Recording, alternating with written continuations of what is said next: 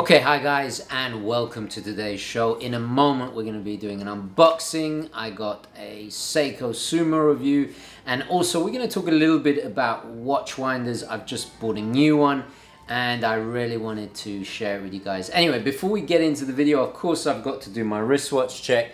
I'm wearing my little Tudor Day. I was going to wear my Submariner today because a lot of you have been saying, and quite rightfully so, that I don't wear it enough. But I tried this new strap out. I'm not sure if you can see that, but have a look at this beautiful strap that goes so well with the date. And I think gold and this kind of lizard grain, I think it's, actually, let me take it off and then I'll tell you exactly what it is. And I've even put the Rolex buckle onto the strap. So, oh, okay, here we go.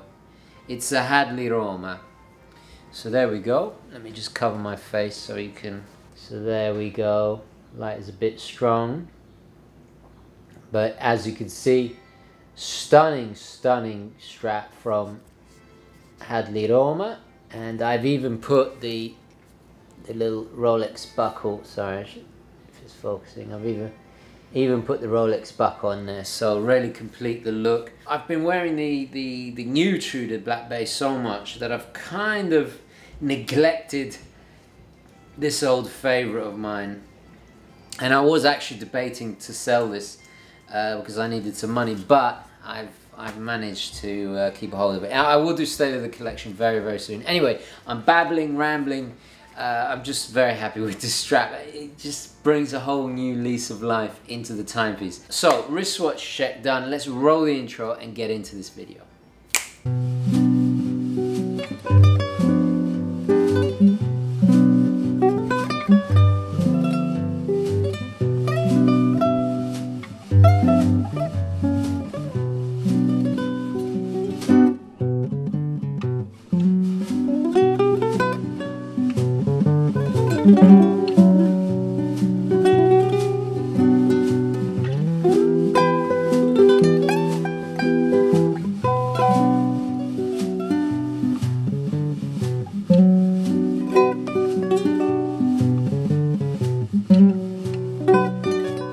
Now, we got a hell of a lot to get through today, so without further ado, let's switch perspectives now and have a look at something completely different. You guys have requested this watch a hell of a lot. I had to get it in. I mean, it's a gorgeous looking thing. I mean, you're gonna see. So let's change perspectives and have a look at this unboxing. First impressions and unboxing. So another day, another unboxing. So what have we got here? Well, just a standard box. So let's open her up. So here we are, and I'll just bring the camera a little bit closer. Let's have a look. This of course is from my good friends at Long Island Watches. Big shout out to Mark. Thank you very much for lending this in. Let's have a look inside. So just nondescript box. And there it is. Here it is. So you guys have been requesting this a hell of a lot. My God, beautiful size. So this is the Seagull. I believe it's the 1963. Really nice size. This is, of course, is the 38mm version. So let's wind it up. Let's have a look. Really nice little NATO strap. So I just had to get it in. Let's have a little sneak peek at the back. Wow, 1963. It's quite an impressive looking movement there with Chinese text, but really adorable little chronograph. Very vintagey feel with that lovely cream dial and the red second hand. Let's engage the chronograph. Very nice indeed. Very nice layout. Quite impressive. Z1. I think this is the watchmaker who worked for Seagull, and he went off and started making watches. Oh, that was a nice action to it. By himself. So this is technically not an official Seagull. It's kind of an offshoot, so I think, so to speak. But I mean, you know, I'm going to cover this all in the full review. I'll have to double check, but I'm quite sure that's the acrylic crystal there. Really nice shape. Very, very neat little piece. And I've actually got my Tudor, the 35mm Tudor on day date. So it's a lot smaller than I thought. Quite tall, but you know, obviously to have that movement. It is manual wind because it has no rotor, so to speak. So lovely little manual wind chronograph. Very sweet little piece. So I've never had a Chinese watch, well, excluding Chinese made Casios and the rest of it, but technically I've never had a Chinese mechanical piece, so this is really something different. But it's quite adorable. It's got its own little charm to it. Lovely minute and seconds track running around the outside. Beautiful little applied gold gilded numerals there. 12 to very. It's not a bad. It's quite impressive. I mean, yeah, this is a Chinese made mechanical piece, and the great thing is that you can actually see the mechanism engage. Very cool. Very cool indeed. Anyway, I will do the full review. I really like the olive strap it comes with. It definitely matches. It has that kind of militaristic early part of the century aesthetic. Very plain, very tastefully done. The people's chronograph, I guess. Anyway, let's take it back to the studio. Full review coming up. Stay tuned for that. I must say I'm quite impressed considering it's a charming little piece. It really is. Something a bit different, but you guys have requested it, and of course I had to get it in. Thank you very, very much to my good friend Mark at Long Island Watches for making it possible. So now let's move on to watch winders. Now, you guys know I've had a Versa watch winder. I did a video a long time ago, right at the beginning of my channel. I have owned it for about 2 years now. Watch winders are not necessary. They're more out of necessity than anything else. If I just show you, for example, this is my watch collection, right? Well, this is some of it, right? And what I do, I have the bulk of my collection in that case, and then I'll have one watch on, maybe two even, usually a G-Shock if I'm pulling a Schwarzkopf, and then I like to have two in a winder, so my preference is a double watch winder. The most common question from you guys is, do I have to keep my watches wound? Will it wear down the movement, all the rest of it? Now, of course it does a little bit, but I use a watch winder that's slightly different, and my good friend Federico actually did an excellent video discussing this point. He doesn't have any watch winders, and the cost can get astronomical. They really, sometimes they're not even worth it, to be honest. I've gone for a new watch winder, which we'll have a closer look at in just a second. I decided to go for something a little bit more expensive with a Japanese motor inside of it. Hopefully be guaranteed to be silent, because I have it close to I actually have it on my bedside. So I've actually spent twice as much as I did last time. But for 2 years, my little Versa watch winder did very well, I have to say. However, this time around I went for something a little bit different. Going back to my watch collection, my system is I like to have two watches in the winder. I do have this cheap one here, but we'll save that for another day. This is a little USB unit that I got off Amazon. It's not really necessary. I don't know why I bought it. I just thought I'd indulge. But I like to have, you know, 2 or 3 watches wound of my automatic pieces. Obviously this is not including quartz, obviously, but I like to have a couple in circulation. So I'll get maybe 2 or 3 from my larger collection, put them on the winders, and then at the start of the day I don't have to set them or anything. I can just switch between whatever 3 I have in circulation. What is important is that if you don't have a watch winder, to keep your automatic pieces at least once a month, give them a little wind, get them going for 24 hours or a day or 2, and keep the oils in them moving, that kind of thing. So you don't actually necessarily need a watch winder. I have watch winders, as I said, out of necessity.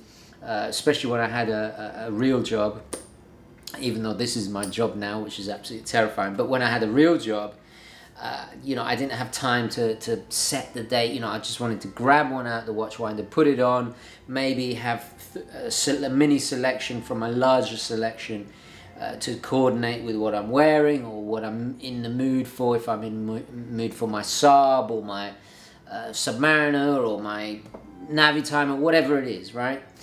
So that's how I operate. You don't have to get a watch winder. It's not necessary. As long as once a month they give you automatic pieces a little wind, make sure those oils in there don't settle and you know, keep them going. A bit like a car, you know. Actually, I think Federico said this. However, for me, I like to have a double watch winder. Just makes sense. This is just how my system. You might find you want a quadruple watch winder. You know, that takes that will wind 4 watches. You might find that more useful for your setup. It really, it's down to personal preference at the end of the day. Anyway guys, so I'm rambling on. Let's change perspective and have a look at my new Diplomat watch winder. Today we are taking a look at the Diplomat Black Edition double watch winder with LEDs. Now this is about $120. It's rather difficult to film because it's so big. I had to put the camera right back, you know, so you guys can really get a good view of it. It's extremely heavy, very well built. It's a piano black finish and it's extremely kind of glossy, hence why I'm wearing the gloves, because this thing will just show up any kind of fingerprints, and also the dust in here is pretty terrible. But basically it has a bit of a slope to it. It's 8.5 inches at the highest point, which is towards the back, and then slopes down to about 7 inches here, 10 inches deep, so quite a big case. And of course it opens up like so, and inside you have 3 spare spaces for watches, and then 2 on the main rotating section here, which is where the motor is. I should point out, you get a nice little package like this. Inside are the instructions. You also get a cleaning cloth for the display, obviously. And also, quite interestingly enough, this little tassel, just push it through, you get a little key, which is really cool, because if you got a little leather pouch key, quite sweet. So no expense has been spared, so you just you can lock it up, and that's pretty useful if you got kids and you have really expensive timepieces. You don't want wandering hands getting a hold of your precious timepieces. So let's go over the operation. Now first of all, you get a standard AC plug, which plugs in at the back. 2 switches at the back, as you can see. Turn it on and turn it on there. If you open it up, you'll see, well, it's too light in here to see, but the LEDs are there, and basically one switch is for the LED if you want them permanently on, and the other is the main power. Now you get the controls down here. Inside is a kind of leatherette finish, a bit like an interior of a car. So at the moment it's off, and then you just switch it to the setting. You get 4 settings. There are basically 4 programs available. The first one is 650 turns per day, the second is 900, the third is 1350, and then there's 1800 turns per day. Now the point of this is that perhaps, you know, you can have it going either direction as well. This is very useful, especially if you got a watch like the Navitimer. Certain movements like the Valjoux 7750 are only unidirectional in the rotor, so it might make sense to have it rotate one particular way to wind it. It might not actually wind it going the other way, so that is really useful to kind of figure out. Basically trial and error to find out which will wind it correctly, but you know, after a day or two you'll figure it out. And the advantages of having the different programs is that obviously you don't want to overwind the watch and put extra strain on the movement, so that's a really cool thing to remember. And after a while you'll get used to figuring out what setting is adequate for you. So what I really like about this particular winder, I don't need to have all my watches being wound at the same time, but it's nice to have a few spare slots, and you can just, if I just close it again, the LEDs are actually on, illuminating the watch, which is really, really cool. But if I just turn it off for a second, There we go. These are interchangeable, which is really, really cool. If you want to take that out of rotation and have maybe 2 watches, just remove that. Maybe 2 watches, very easily interchangeable, which is really quick and easy. The motor inside this, now this is a real very important point to understand about watch winders, is a lot of the cheaper ones will just have a cheap little Chinese motor, and that's when the problem starts. You know, after a year or so you'll hear the motor starting to make a noise. Now this is deadly quiet, even with the lid open you can hardly, I mean, if I turn it on, it's silent. That's because inside is a really high quality Mabuchi Japanese motor, which is slightly higher quality. So there, no expense has been spared. The finishing, the construction, the components are all top notch. And I think you definitely get your money's worth. You also get a 1-year warranty, so if anything happens in that time you're covered, which is really, really cool. And I'll leave a link down below to the website where I got this from. It's very nicely constructed. If I just have a look on the underside, we have beautiful felt and these rubber feet, so it's not going to damage any high quality or tables or furniture that you have, and beautifully made with the logo up there, so there you see Diplomat. Nicely, very solid construction. Very nicely well made. So yeah, the leather is obviously a faux leather, or a leatherette as they say, as they call it, but very nice hinges as well. Very solid construction. Not only have you got a very silent motor in there, if it was to make a noise it will be cancelled out by this quite impressive thick case. Yeah, I think definitely worth it, especially if you've got really expensive watches. I wouldn't really advise spending any more than this, unless you want to get an even bigger watch winder. Anyway, let's take it back to the studio. Okay, welcome back guys, and as I said, the links to the watch winder, they have many different sizes, will be in the description below. So without further ado, let's have a look at the Seiko SUMO. Now this piece was generously lent in by the good people at Crafter Blue, and before I return it I thought I'd shoot a review. It is a really fantastic piece, I've got to say. I just wish it was a bit smaller, but regardless, you guys demanded it, and you know, it's a shame not to review this fantastic watch while I've still got it. So let's change perspective again and have a look at the Seiko SUMO. And this is the reference SBDC001, and this is actually from the Prospects line, even though the actual watch itself doesn't have the Prospect logo. A little bit unusual. This is, of course, is a Japanese domestic model. Retails around about, well, you can get them on Long Island watches for about $449. This is the price currently. Of course, that is subject to fluctuation depending on when you're viewing this. Just have a look at the date. So it's a big watch, and something that personally I prefer smaller watches, as you guys know, but I was lent this in by Crafter Blue, and there we go, that's the card. This is actually the guarantee card for one of their straps, one of their rubber straps, and they do fantastic high quality rubber straps specifically for this and all other dive watches. But anyway, it certainly has some very unique aspects to its design. So first of all, let's get the dimensions out of the way first. Now of course you'll notice I have put it on my Lucky Olive one-piece Zulu strap. Now guys, do not ask me where I got this. I've had this for absolutely decades. It's my Lucky Zulu. I was lent this watch without the original bracelet, so I cannot speak for the bracelet. I do apologize. Had this been a full review, you know, store bought, I would of course bought it with the bracelet. However, I can say that it is an extremely heavy 200 grams with the bracelet, which is quite heavy, just on a standard NATO one piece. It's about half, just a little over half at 113 grams. So still quite heavy considering it's not even with the bracelet. So let's quickly get the measurements in. At its widest point, we've got a really wide diameter of 44 millimeters. Having said that, it's not that thick. We've got about 13, just under 13 millimeters in thickness. Lug to lug with these impressive, ginormous lugs, big lugs. I haven't seen lugs like this for a while. 51, so quite big there.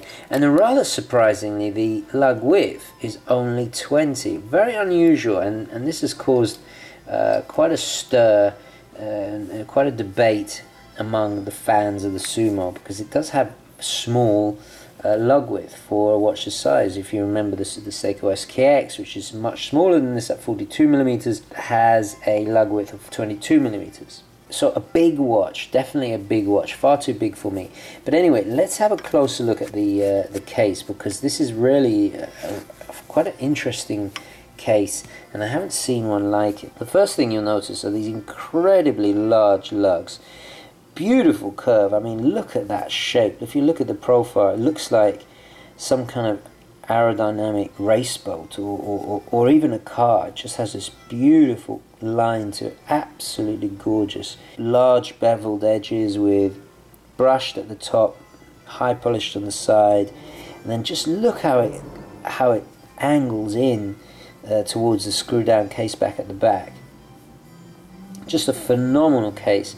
Unusually, the drilled lug holes are really close to the end, which is why Crafted Blue actually had to design some of their straps specially for this, because it just causes a bit of an issue with people with their aftermarket straps.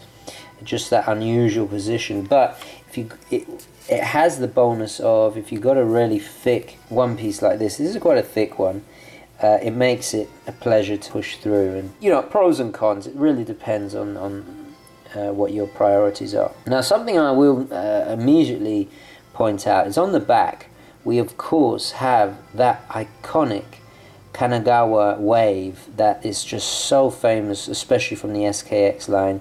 Those of you who are familiar with Japanese art will know of the famous picture. In fact, I'll put it up if I remember, by I think the artist is Hokusei I think is how it's pronounced, but very important iconic Japanese art, absolutely beautiful. I think it's a woodblock print.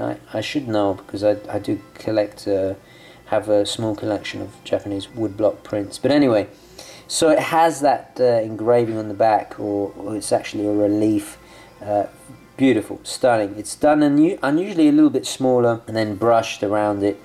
Made in Japan, of course. This is their domestic models.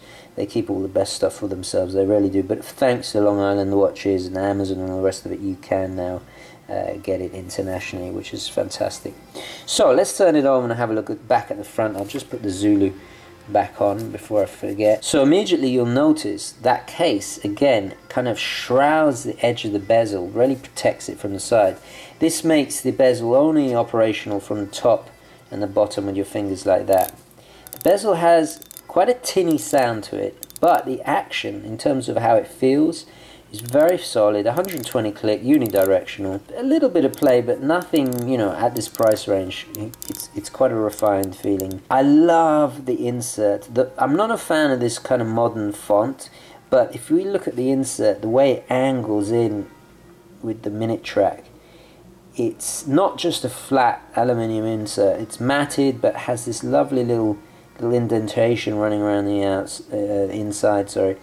Beautifully done. I really like that. It grips very easily, you know, and I'm wearing gloves to do the review professionally, so it's very easy to operate. A great bezel. I must admit, it is a great bezel. So the glass itself is hardlex. We have a very subtle domed. I mean, almost not noticeable, and I love the way it kind of, at this angle, it distorts. It's very slightly domed, hardly noticeable. You only really notice it when you run your finger over it, that it protrudes out extremely subtly. Now it is hardlex, and I'll just bring in my Flightmaster here that has a really quite pronounced domed hardlex.